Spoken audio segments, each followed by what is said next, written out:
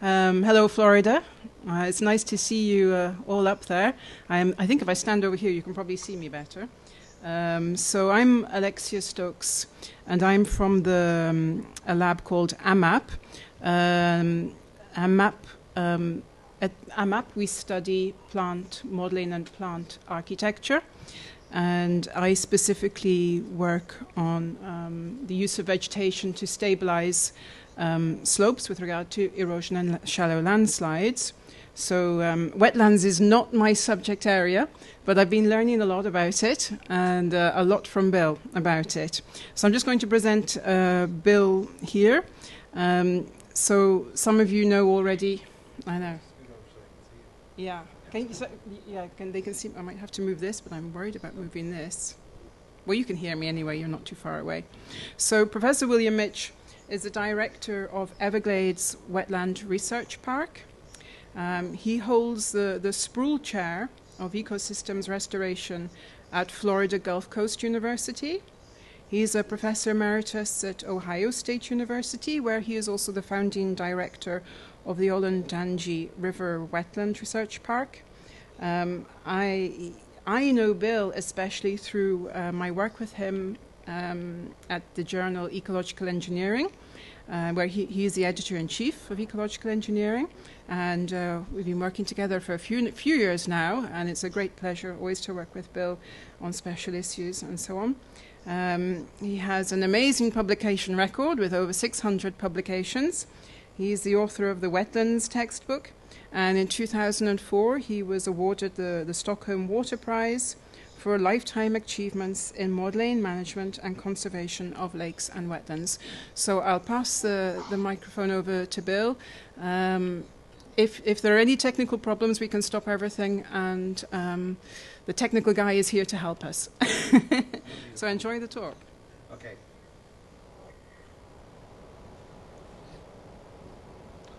Okay, well, thank you very much, Alexia. It's an honor to be here. And we'll try this where we're giving the lecture in both Florida and France. It worked last week, so I think it'll work now. Lee, just so you know, I'm going to full screen here, so we won't see your picture, but I think you'll continue to see me. Is that right? Yes. Yeah. Okay. Well, my talk is about carbon and wetlands, so let me get straight to the point. These are the supports that I've had for doing the research on carbon over the years, including, of course, many very important graduate students who are now at other locations, such as Amanda Nalick and Blanca Bernal. I would say they were the two key graduate students that collected the data of which I'm going to present initially. But I also have collaboration from Li Zhang, Ulo Mander, Chris Anderson, Sven Jorgensen, Hans Brix, Karina Schaefer, and Gil Bohr. So it's actually an international discussion that we've had for many years, and then support from several U.S. federal agencies. The paper, by the way, you can all just write this down and then go home now, is this particular paper that was published by the same title as my talk, called Wetlands, Carbon, and Climate Change. I am going to give quite a few more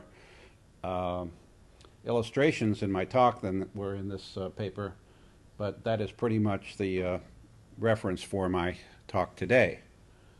Well, when we talk about wetlands and climate change, usually people have some vague notion that wetlands have something to do with it.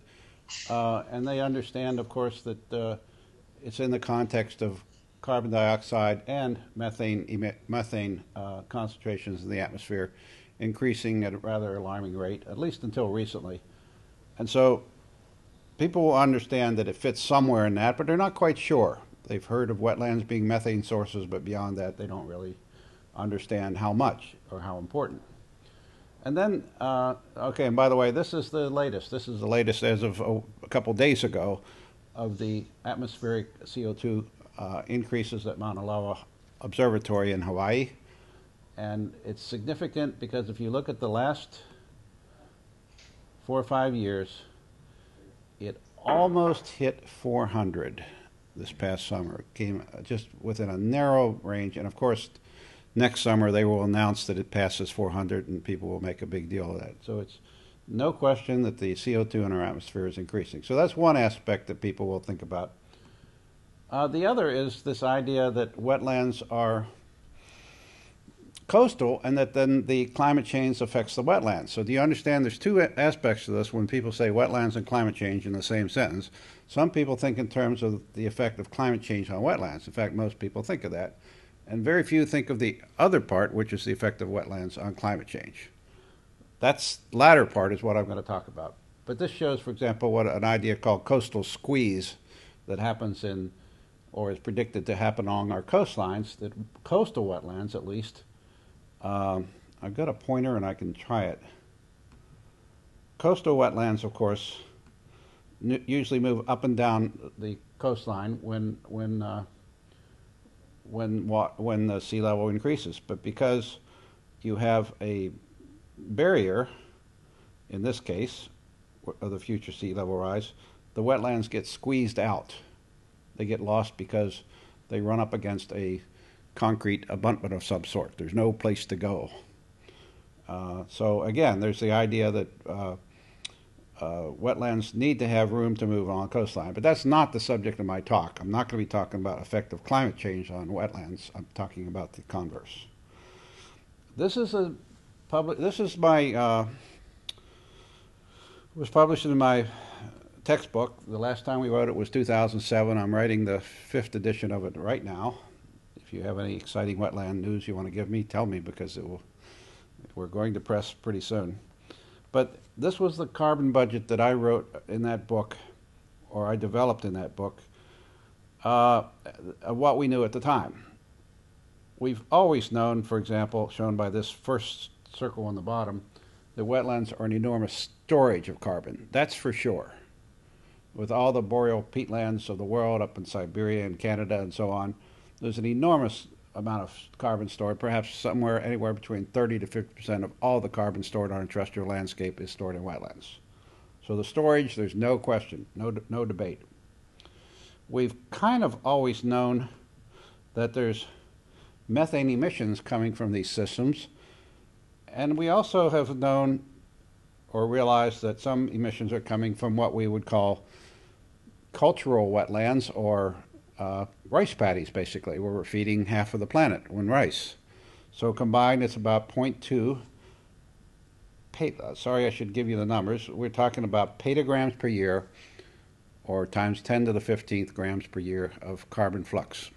So those two things have been known. What is very poorly understood is the amount of carbon coming into the wetlands as permanent peat storage by all the wetlands of the world. And at that time, when I was writing this edition of my book, there was only one estimate by a scientist by the name of Everglades, who published some numbers and suggested there was 0.08 petagrams going into the peatlands that they were studying. But yet humans were burning them, so 0.03 was going back the other way. So a small number. In other words, wetlands were storages, everybody knew that. Wetlands were emitting methane, everybody knew that, but nobody gave them any accounting or due for sequestering carbon at all. It was basically suggested that that was insignificant. Well, there's two things you have to know about wetlands and carbon. They are one of the best natural environments for the sequestration and long-term storage of carbon, period. In fact, if you think about it in the geological scale time, all of the coal that we're burning around the world came from swamps. And in my first life, I was an engineer working in power plants, so I understand that well. I used to lecture about that. People would say, well, where did the coal come from? I would say swamps. So in the long term, of course, the sequestration of carbon into wetlands is an established fact.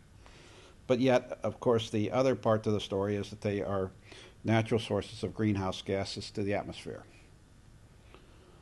And what's important to know is that both these processes are due to the same anaerobic conditions caused by shallow water and saturated soils that are features of wetlands. That's the basic feature of a wetland, the anaerobic soils and water that occur in them, and especially the anaerobic soils. Just a little background on the methane story. And Bloom et al. In Science in 2010 published a paper that said wetlands and rice paddies contribute 227 teragrams of CH4, and that most of it was coming from the 52 to 58% was coming from the tropics. Now, if you're good in math, and you remember the numbers I gave you in the first table, a teragram is 1/1000th of a petagram. So this is 0.227 teragrams of CH4. Then if you're good in chemistry, you go from CH4 to C, and darned if it doesn't nail that number that I just gave you. It's just exactly the same number that I presented about methane. So we're pretty sure of the world methane emissions given these two independent reviews. But again, the important point of Bloom was he was saying most of the actions in the tropics. I'm jumping way ahead, but I have to show you this first to make an argument of why we did what we did. Eventually, we studied 21 wetlands and looked at methane emissions and carbon sequestration. So I put them on a scatter plot and found out with an R-squared of about 0.5, which isn't bad in ecology at all, that there's a relation that when you create more, or when you sequester more carbon, you also make more methane. It's a fairly strong relationship. And if you look at the slope of the line in particular, which I'm doing right here, it's 0.14, which means methane emissions in terms of carbon is about 14% of what they are sequestering. Okay? I'm doing this just to give you an illustration in the very beginning. So, on average, methane emissions from wetlands as carbon is 14% of the carbon sequestration. Of course, that varies. Well, that's 7.1 to 1 ratio as methane to sequestration of methane. Carbon ratio is equivalent to 19.5 as CO2 over CH4. Are you still with me? There's just a little chemistry you have to do in your brain. The standard global warming potential, although it may have changed very, very, very recently, by the IPCC and others to compare methane and carbon is now 25 to 1 over 100 years. If I stop here and say wetlands have 19.5 to 1, the threshold that policymakers are using all the time is 25 to 1s. It could be concluded from this simple comparison that the world's wetlands are net sources of radiative forcing and climate, and we all should go home. And I should change my interest and study lakes or something. In other words, if we stop here, we conclude that wetlands are bad for the environment. So, I didn't stop there. And that's the story of my talk. So our initial investigation, we got real data, we didn't rely on other people, was to compare carbon sequestration and methane emissions at 3 temperate and 1 tropical wetland. Now this was part of 2 PhD students completing them. One was doing methane and one was doing carbon sequestration, and I was doing the comparison. Our studies were done both in Ohio, interestingly, at 2 created wetlands that we built at Ohio State University. You heard about the Olentangy River Wetland Research Park, so these are created wetlands. And we had 1 natural wetland up on Lake Erie. It was a similar flow-through kind of environment. And then we had, at the time we were studying wetlands in Costa Rica, so we had 1 tropical site as well. Now there's an enormous amount of effort and time that takes into getting like 1 number from each of these sites, which is essentially what I'm suggesting. I'll give you pictures of these wetlands just so you can visualize them. This was Old Woman Creek Wetland, northern Ohio. Very much dominated by the plant Nelumbo lutea, English word lotus, very common genus in China, of course, and other plants as well, but it was a very lotus-dominated, Phragmites-dominated wetland. The created experimental wetlands in central Ohio that we used were dominated by a wide variety of macrophytes and so on, as you can see here. You can also see the boardwalks from our experimental wetland that allowed our students to do these studies. And then the wetland in, it was actually called Earth University. It's a very interesting little university that's based on sustainability practices. Earth University, northeastern Costa Rica. It was actually a swamp palm, very diverse wetland, but a wetland nonetheless. We built a boardwalk there too, and it's where we did some measurements too at the time. So this is the first phase of the study I'm going to talk to you about. We measure methane mainly from the soil, methane emissions from the soil by using these movable chambers where we look at the slope of the line of the methane over a half hour or an hour period, usually a half hour, and estimate the rate of methane emissions by the slope of the line, basically. This is Amanda Nalick taking samples there. And then Blanca Bernal, my graduate student who was from, actually from Spain, she was in charge of doing carbon sequestration all around the world, as you're going to see later, and did that by simply taking cores in the soil. We weren't as interested in what the plant uptake and release was, because we consider the soil to be the end of the line, if you will. So that's a conservative assumption on our part, because we're not counting the plants at all. All we're saying is what's increasing in the soil. And we took cores, and in natural wetlands, we used a cesium dating technique that's been available. When there was nuclear testing by the Soviet Union and the United States toward the end in 1964, they blew up all their bombs because the next year they were supposed to stop. And so it left, I don't know if you all know this, it left a marker all around the world of cesium. And so when you take a soil core now, you can find that cesium marker. You can estimate the accumulation of sediments or soils or organic matter or anything. So that's the technique we use for that. So, without going much more into the details of how we did it, we ended up with this comparison of the carbon sequestration and the methane emissions from these three systems. This one is actually two independent wetlands, but I've averaged them here. And we get an average of anywhere between 3 and 8, let's say, to 1 ratio. In other words, they are taking more carbon out than they're releasing, but let's put this on the CO2 CH4 calculation. It's 7 to 21. It still doesn't make that 25 threshold. So again, looking at this preliminary study where we know where the data come from, we know exactly how we measured it, we're on top of it, it's our original data, we would conclude that these wetlands are not doing their job because they didn't pass the 25 test. Does everybody understand that? Because that's a very important premise of my whole lecture. We didn't stop there then. We said, well, we better get some more study sites. And so we added 17 additional case studies where methane emissions were estimated in the same wetlands and data were published in peer-reviewed literature. We didn't just go for data. We went for data that had been peer-reviewed, published, and at the same time, our lab published additional results from additional tropical wetlands in Africa and Costa Rica. So we ended up with 21 total wetlands with this evaluation, and only 4 out of the 21 passed the 25 test. Now, you understand why I'm using 25, because a lot of times scientists will say, well, Bill, that's a floating number, blah, blah, blah. It's the number that policy people are using now to make decisions. It's the first sentence of every dissertation that I've had written for me by students. The first sentence says, methane is 25 times more important than CO2, blah, blah, blah.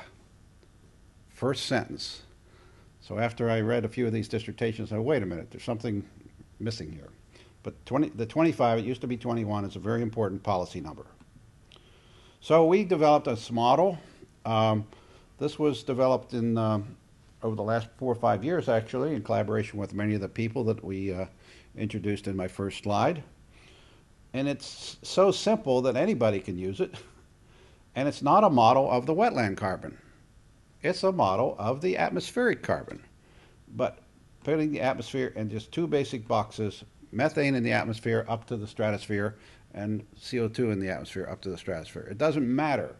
Initial conditions didn't matter. We just started at 0 and simulated the model with the following pathways as the only major force pathways. Number one is the net carbon sequestration in the soil that Blanca measured, and the net emissions of methane that Amanda measured. Okay? That's all this involves. The gross production, respiration, soil processes, methane oxidation, and so on are internal to the system. We're interested in just what the net effects of those two are. Okay? If you want the mathematics, it's very simple. It's two simultaneous differential equations of atmospheric methane, atmospheric CO2. And the important thing, two important things. One is we allow for the decay of methane in the atmosphere. Methane is not a stable gas in the atmosphere. That's the important point. And the other important point is that we have that 25, that's the potential relative CO2 to, or I'm sorry, methane to CO2. We taxed the methane 25 times. If it was a methane molecule, it got taxed 25 times more than CO2. It was multiplied by 20. So the CO2 equivalent is the CO2 plus 25 times the methane. Okay? So that's this carbon dioxide equivalent. You're going to see a couple graphs on that. Well, not surprisingly, it's a simple model. We could have predicted this, but this is what happened. This shows most of the simulations, not all of them. If the net CO2 equivalent is above zero, in other words, it's above zero, then it's a bad wetland. And this is like a horse race, folks. I'm letting all these wetlands start at zero, like a horse race. You all start at the same place, and then you say go, and you run for 100 years. Well, you simulate it for 20 seconds. And what it shows is that all of them perhaps are sources initially, because you're just emitting methane and there's no balance, no decay yet. But eventually, all of the numbers, or I should say almost all of the curves, go below zero within the 100-year period here. There are only two that did not. These two light blue lines at the top. If you go down here, I know it's very hard to tell, but the two blue lines are two Russian tundra peatlands. What was wrong with those? They were CO2 sources. So if a wetland is a CO2 source, I can't help it. You know, too bad. So in two cases, the wetland was actually a CO2 source, probably because they had been drained and the peat is oxidizing. That's a very typical thing that happens when we mess up peatlands. So those two, we can't help. But the other 20 or so shown, or let's see, about 15 that are shown here, they all passed the test within 100 years. Some of them very quickly, like this one, I think was I don't remember now. That might have been the Danish Phragmites marsh. It might have been another one. But anyhow, there were some that just immediately went good. So again, below the zero line is good. Above the zero line is not good. And all this is a horse race.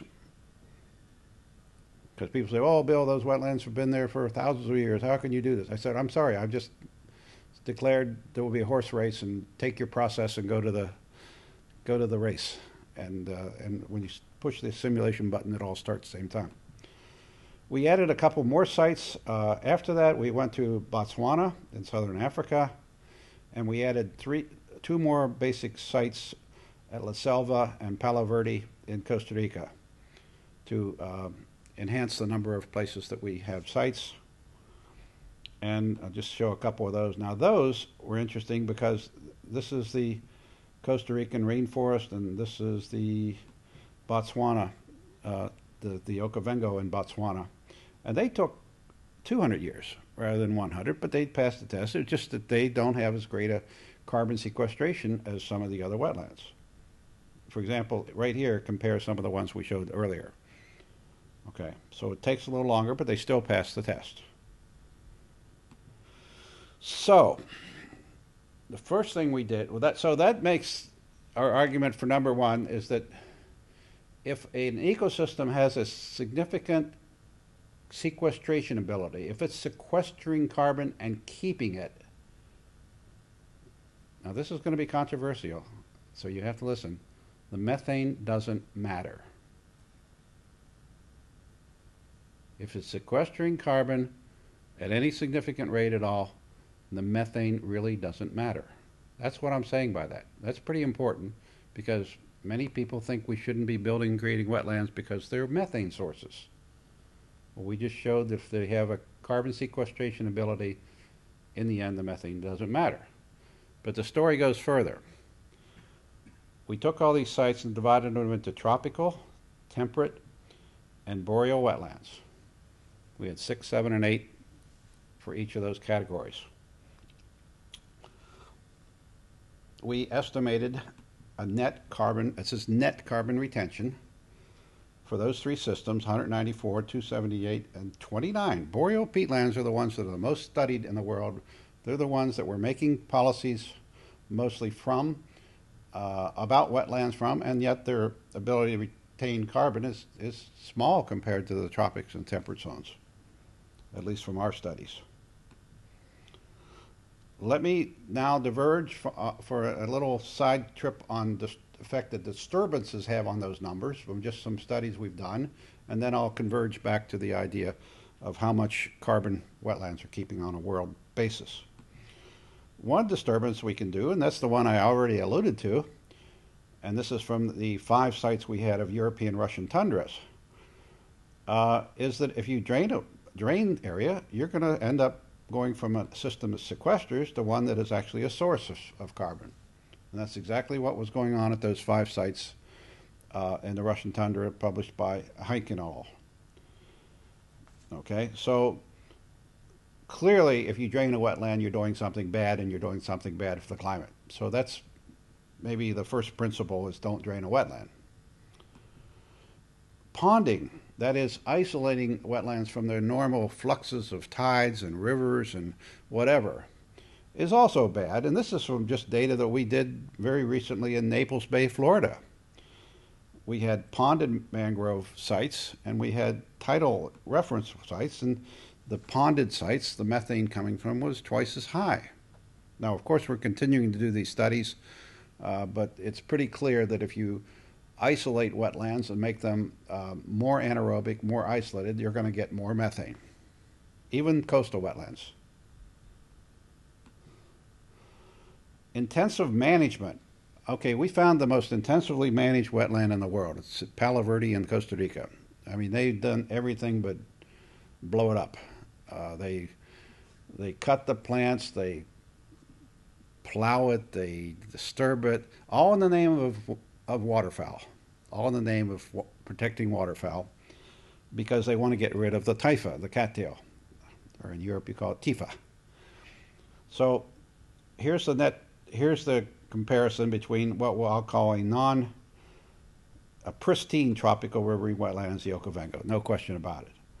Okay, and Palo Verde is intensely managed. Well, it has twice the methane emissions, probably because the soil is continually disturbed.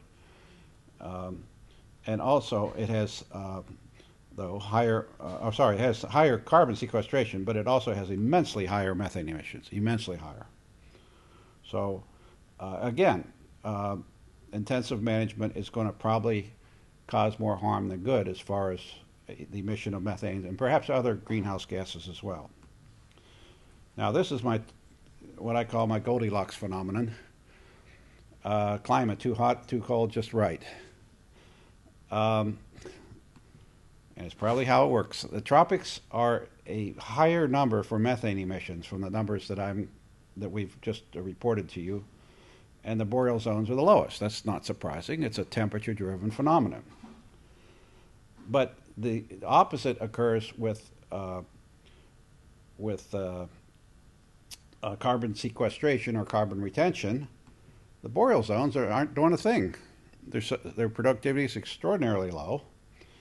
The tropical is quite a bit higher, but what we are finding in both of these cases, I'm saying just right, is the temperate zone, because that's where we found the highest carbon sequestration relative to methane. So that's why I'm saying tropics is too hot, boreal zone is too cold, and the temperate zone is just right. Now, that would be great.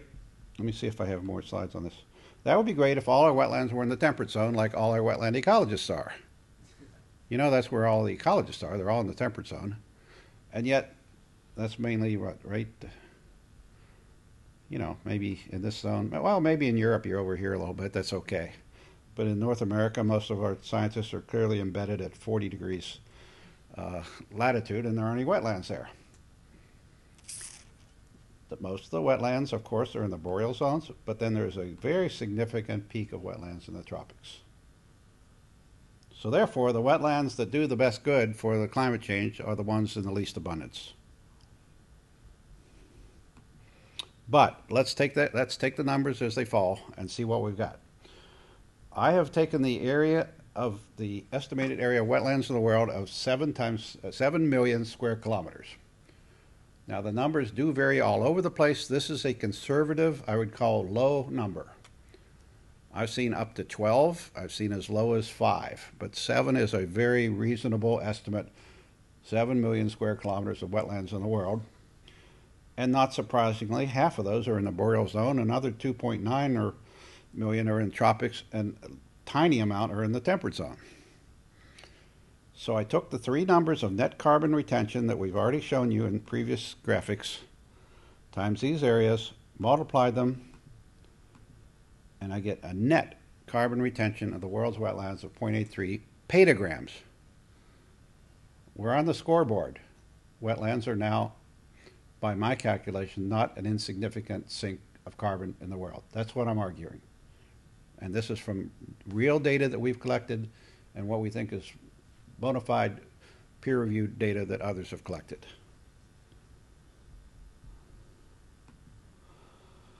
So let's go back to my carbon budget, of which will be in, unless somebody raises their hand and tells me I'm wrong or something, this will be in my textbook that's coming out soon, the 5th edition of Wetlands.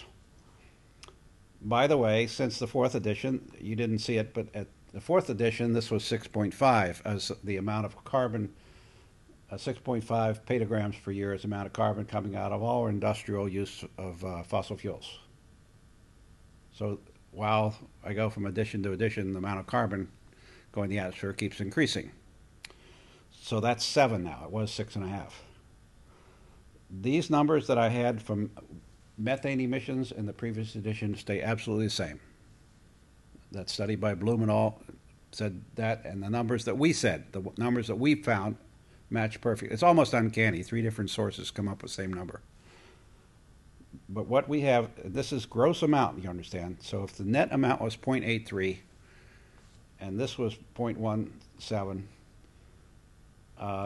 the carbon sequestration, gross amount of carbon sequestration in the wetlands is exactly 1 petagram per year. Do you remember what it was before? It was like 0.05 or something. It was trivial.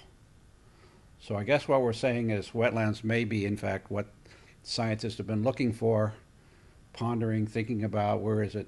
It may be the lost carbon sink.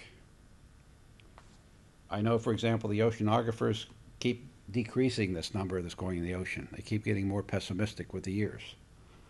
The foresters long ago decided that forests are sources of carbon dioxide because that sounds more dismal and gets more grants, I guess. I don't know. But so even the forestry people don't acknowledge forests of the world as being sinks.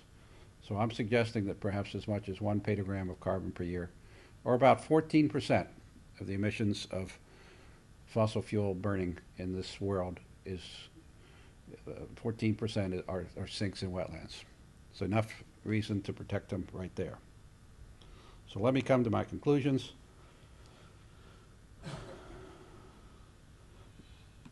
Most wetlands are evaluated with a simple 25-to-1 methane carbon dioxide ratio used by climate change policymakers. Those wetlands are net sources of radiative forcing and hence bad for climate, if we just stop there. But we found that most wetlands are net sources of radiative forcing on climate well within 100 to 200 years when the decay of methane in the atmosphere is counted in. That's all we did. Disturbances such as hydrologic isolation, intensive management, drainage, and alteration in temperatures can disrupt the balance in wetlands between carbon sequestration and methane emissions and tilt the balance the wrong way.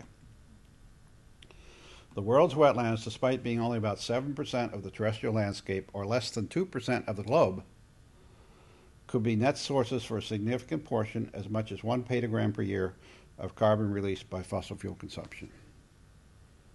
And then my final conclusion is very important for the work that we do in ecological engineering. Wetlands can and should be created and restored to provide nutrient retention, carbon sequestration, and other ecosystem services without great concern of creating net negative sources on climate. Thank you very much. Merci.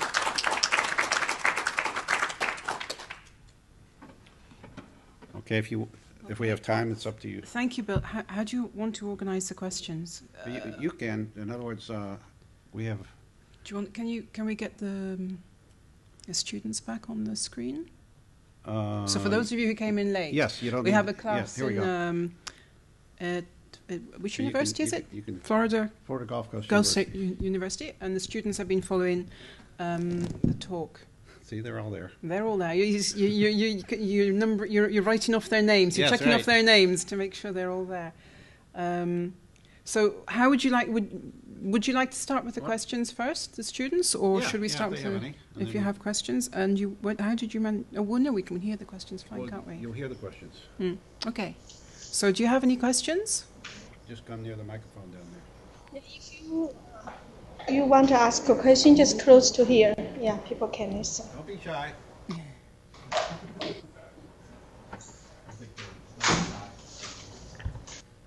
Question, just ask.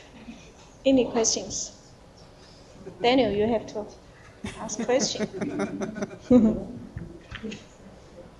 No, well, I have a question. Whilst they're thinking about questions. I was interested in your graph, I think it was slide 26, with your horse race graph. Yeah. What's the effect of different plant species in that? Is there any effect at all? Or, because you said earlier that you didn't look at the species, you were just, is there an effect? Do people work on that, or is the effect so small compared to other things? Well,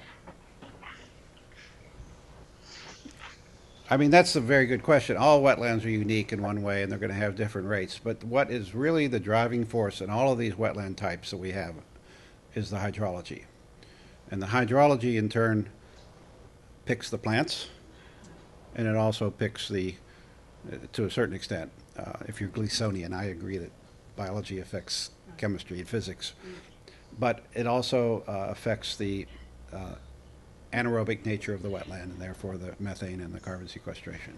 So the driving force in all these is the hydrology. So I would rather argue that what we want in our horse race is a wide array of different hydrologies of wetlands, and the plants and the processes will line up accordingly. You're right. You think about a wetland starting from, it was a horse race where the wetland was already running. Does that make sense? We weren't starting them with the zero succession at all, except the created wetlands. I guess we could argue we start those. But even those, we were after 10 years. So it's a horse race where you flop the horse and it's already galloping. And yes, you're right. Succession could change the plants. It could change the hydrology and so on. It's small compared to that. I think it's small comparison with the big picture, yes. Other questions? Yes, James. Now, can they hear? Can they hear? Do we have a microphone for here? Now the students will hear this, right? Now that I have a mic, I'll ask two questions. Mr. Laurent, does it work? Try. Can you hear him in Florida? Say something. Bonjour. Bonjour. Ah, ça y est. So, first question, Bill. You showed a slide. Can you hear in Florida? Say French. Yes. Say French. They're nodding heads. Okay. What's yes? You introduced Okavanga, and then the two sites in Costa Rica, Yeah. Palos Verdes and La Selva, and they seemed very different than all the other sites you'd showed before. I wondered why there was such a big difference on those three. First of all, okay, that's a good question. They weren't all different, but the tropical wetlands that we looked at, Palo Verde was just in a class by itself because of all its management. And the La Selva one, it was in a tropical rainforest. And the Botswana site was out in it's an arid climate. It's a deltaic kind of wetland that burns quite frequently. So I do think that the low carbon sequestration that we measured in Botswana was due to the fact that a lot of the carbon burns away. You know, any one location, I think they told us, burns every 7 to 10 years. So I think we're losing a lot of the net carbon sequestration due to fires there. Tropical forest, those numbers weren't bad, and the Palo Verde numbers were just low carbon sequestration, I think just based on the intensive management at the site. But you're right, they tended to be a little bit lower. And that surprised us. In other words, we were thinking that, well, the tropical sites, surely they'll show high carbon sequestration, but they didn't. But even when we put them into our equations, it's still things lined up that we still got the global retention of about 1 petagram. Okay, the second question, in regards to your final conclusion, you're saying that restoring and creating wetlands is indeed a good thing in terms of climate, anthropogenic climate change mitigation, which is good news.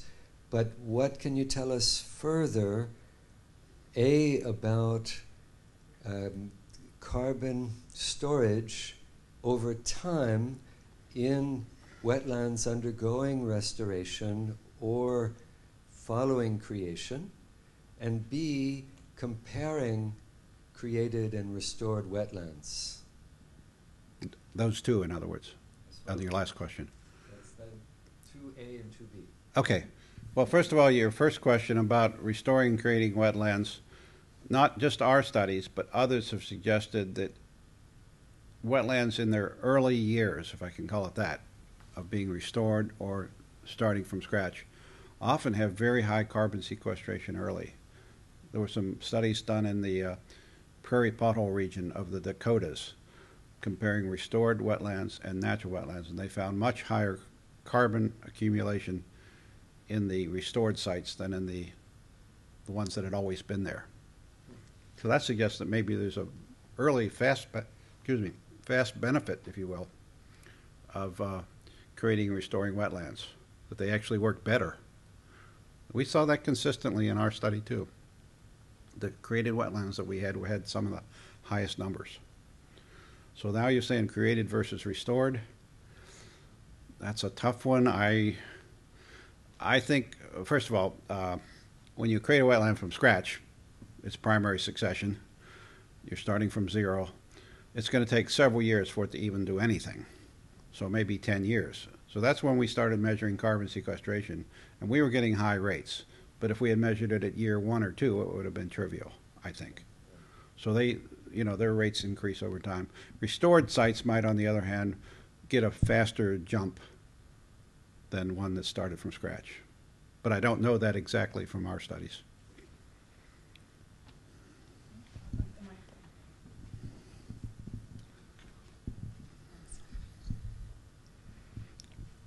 Florida, can you hear the questions and answers okay? No. Now they're saying no. No. The answer's okay, not the questions. Could we use this microphone maybe? I think maybe that's the problem. Was it, could you repeat the question maybe? You couldn't hear the question then? No, That's correct. we cannot hear the question. Because we're using a different microphone that I'm talking from. Can you repeat the question into this one? Okay, I'll repeat the question. Yeah. Yeah, go ahead. Oh. Can you hear this? Yes. Did they say yes? Yes. Okay, well, I'll try it. If it doesn't work. Well, what you're doing is you're broadcasting into this one. Oh, okay. Okay, well, I'll give it a try. Yeah, okay. 2 related questions. One, in tropical seasonal wetlands that don't burn during the dry season, how much impact does the simple seasonality have on the carbon storage potential? Okay. You hear the question? Yes. Okay, it's asking about seasonality in tropical sites. I don't know. I think because of the tropics, you have one or two climates in the tropics. Either it rains every day and it's tropical rainforest kind of environment, or it rains half the year and the rest of the year, everything burns. So, in the former, the carbon sequestration is there, but a lot of oxidation is occurring as well. You know, that's the old lore about tropical rainforests. They don't accumulate anything because it all gets metabolized. So the same thing happens to a certain extent in tropical wetlands. I don't know. I just think both the biology and the oxidation are very much alive in the tropics. Maybe that's a way of getting out of the question, but they're both very much alive, and so that's one of the reasons you don't have as much carbon sequestration per hectare in the tropics. But because we have so many wetlands in the tropics, I'm arguing it's a very significant place for carbon sequestration to occur. Okay, I was just wondering if the burning was stopped, how much of a difference would that make? A lot of the burning that goes on, for example, in the Okavango is by lightning storms. So, in fact, they don't know where the burning's. Some of it's anthropocentric, caused by humans, and some of it's due to simply the fact that you've got gigantic storms occurring every afternoon with big lightning and so on, and very often the storms are caused by natural features. So I don't know what impact you could have by, but yeah, when you think about it, we're caught in a quandary, aren't we? We have forest fires and we try to stop them. Now people, of course, use prescribed burning. That's, of course, a source of carbon to the atmosphere. And yet, if you don't do that, you're going to have horrendous fires someday and with loss of life and property. So, at least for terrestrial systems, we can't keep letting them grow more biomass every year. Wetlands, on the other hand, what we're arguing is the carbon, in the end, is really stored in the soil. And it's just building peat. And that shouldn't necessarily lead to forest fires and loss of life and all the things that happen when you store organic matter in a terrestrial forest. I don't know. It's a very complex question. It's not easy to answer. Okay, and a related question in a way. I want to know if paddy rice areas that are grown in paddy rice every year are good storers of carbon, and if you have paddy rice one year and say you let it drain and plant wheat the next, how much difference does that make in terms of carbon storage? We haven't done those studies, and I don't think there's been actually very many studies at all done on rice paddies related to carbon sequestration. There's been hundreds of studies done of methane emissions from them, and it's significant. You know, they're methane sources. But as far as how much they're sequestering from year to year, I don't think anybody's ever estimated. I would guess very little, just based on what I know about what rice paddies look like, that they almost restart every year. But I don't know. But methane definitely comes from rice paddies. Any more questions?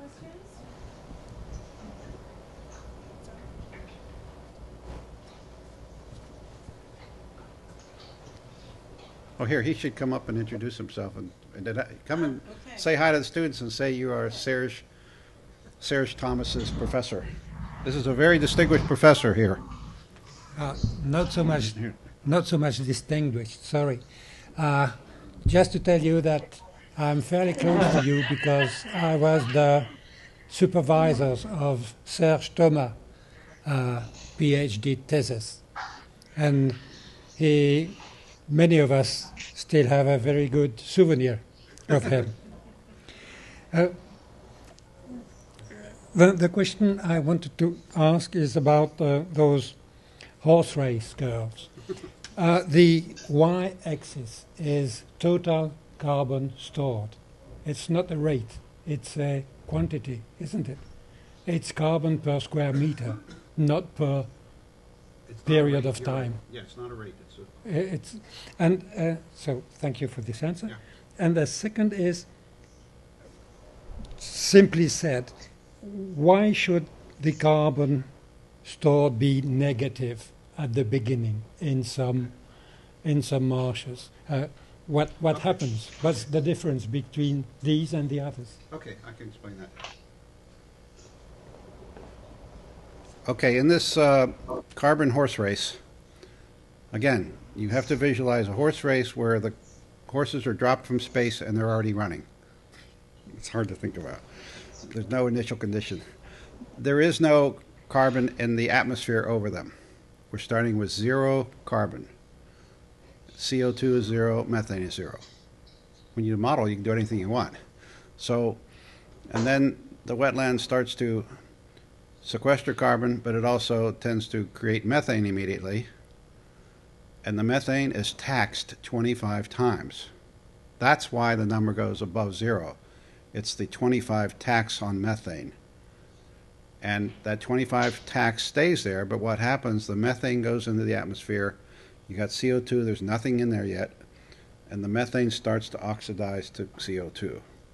But it takes some time for that to catch up. So that's why initially all the curves go above the 0 line, meaning there is equivalent of bad carbon in the atmosphere, okay?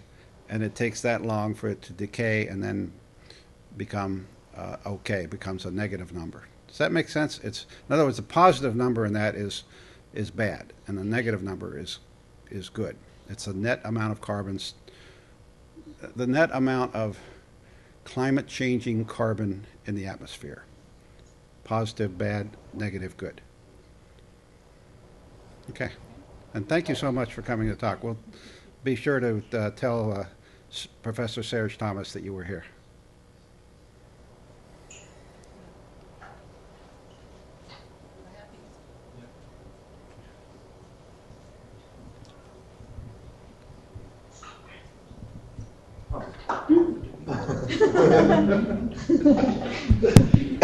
Okay, I think it's working. So, Bill, thank you very much for your presentation. Sure. I have one question about the warming potential of methane. So I think you used, if I understood well, 25. And I'm wondering what would be your results if we used, I think there has been a very recent revision of IPCC recommendation regarding this warming potential. So I was wondering if you had the time to recompute your results, taking this into account. Yeah, that would be very easy. In fact, what is the number they use now, or do they use? I think it's 34. 34.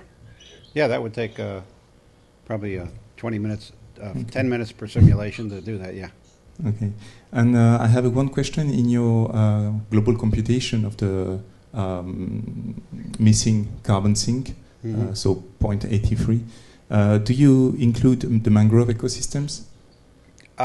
That's a very good question. Did everybody hear that? Did I include mangroves? Our study emphasized freshwater wetlands because they represent 95% of the world's wetlands. So none of our sites was coastal because we knew that 95% of the world's wetlands were. That surprises a lot of people, by the way, because they think coastal should be 50-50. It's not. So we tended to emphasize freshwater wetlands and sort of suggested. But now that I'm in Florida, we're measuring rates in mangroves, and we'll definitely see if they're in the same area. We think the carbon sequestration will be, and the conventional wisdom, that's all it is, on mangroves and salt marshes is that they do not emit methane because there's so much sulfur in the ocean, and therefore sulfur dominates the biogeochemistry. But we are seeing methane from mangrove swamps that we're looking at. But they are lower. The rates we're seeing are lower than what we've seen in freshwater systems. So if anything, the mangrove systems will look even better than the freshwater ones. Okay, thank you. Are there any more questions? James again. You haven't said anything about the peatlands in Indonesia. Yes. Are you looking at that at all? This is a good question. It's brought up a point. I haven't said anything about the peatlands in Indonesia. And yes, that seems to be one of the hot buttons of carbon discussion these days in wetlands. One is hoping that it's sort of inferred in the tropical calculations that I have there, because I do have Botswana and I have some others. But I don't have any, I didn't see any, maybe it's out there now, any peer-reviewed published data on carbon sequestration and or methane emissions from those sites. To do my calculations, you needed both. And often I would have to find two papers. One researcher would measure the methane, another would measure the carbon sequestration. So if for no other reason there were no studies that available of that topic, I couldn't include them. But yeah, that's what he's referring to is there's a big issue of deforestation and oxidation of some of the wetlands in Indonesia. It's a big controversy, and it is a very big area of wetlands. Are there any more questions? What about Florida? One more chance. They have another lesson, another lecture after? Oh, no, they're going in the field. They get to go to cypress swamps. Did everybody wear shoes you don't mind getting wet? Yes. Lost them. Okay. All right, you want to close the session with the students? Yes. Well, thank you very much to everybody for coming. I always learn a lot when I listen to Bill's talks. Thank you to the United States for joining us today. It was a pleasure to meet you all.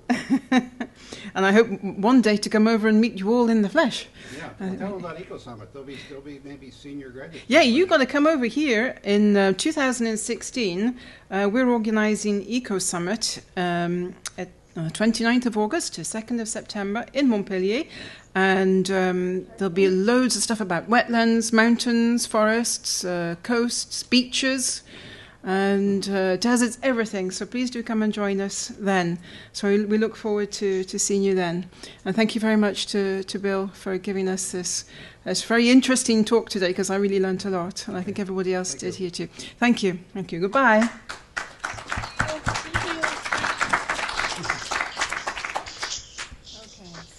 Um,